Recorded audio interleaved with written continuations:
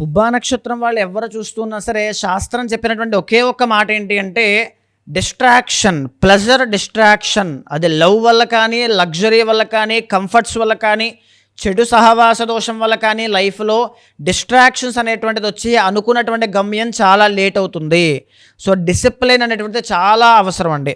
పైగా 2026 సంవత్సరంలో అష్టమ శని యొక్క దోషంతో చాలా ఇబ్బంది పడుతూ ఉన్నారు. సడన్గా వచ్చేటువంటి సమస్యలు, సడన్గా అప్పులు కానీ, యాక్సిడెంట్స్ కానీ, సడన్గా వచ్చేటువంటి ఒడిదుడుకులు కానీ, మానసికమైనటువంటి ఒత్తిడి కానీ ఇలాంటివి ఇబ్బంది పెడుతూ ఉన్నాయి.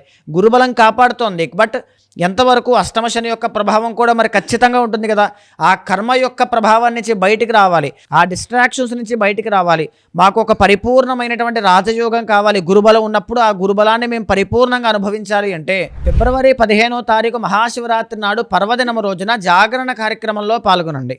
ఇందులో మీరు చేసేటువంటి మహన్యాసపూర్వక ఏకాదశ రుద్రాభిషేకాల వల్ల స్వామివారి యొక్క అనుగ్రహం కలుగుతుందండి. శివానుగ్రహం అంటే మామూలు విషయం కాదు, మీకు తెలిసిందే. లక్ష బిల్వార్చన వల్ల జన్మ ధన్యం అవుతుంది. కుంకుమార్చన వల్ల మీకు ఆరోగ్యము కానీ, విజయము కానీ, ధైర్యము కానీ, సాహసము కానీ అన్నీ కలుగుతాయి.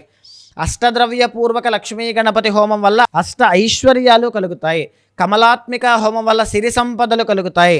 రాజశ్యామల హోమం వల్ల పదవీ యోగం, రాజయోగం, ఆరోగ్య యోగం కలుగుతుంది. సుదర్శన హోమం వల్ల శత్రుపీడ కానీ, నాగదోషాలు కానీ, సర్పదోషాలు కానీ, ఇత్యాది దోషాలు ఏమైనా ఉంటే అవన్నీ పోతాయండి. శ్రీరుద్ర హోమం వల్ల గురు రాహుగ్రహ బాధలు ఏమైనా ఉంటే పోతాయి.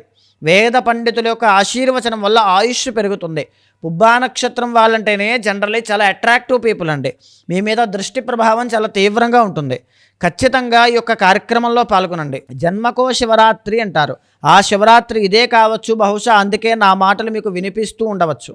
ఈ కార్యక్రమంలో స్వయంగా వచ్చి హోమాది క్రతువుల్లోనూ కుంకుమార్చనలోనూ పాల్గొనండి.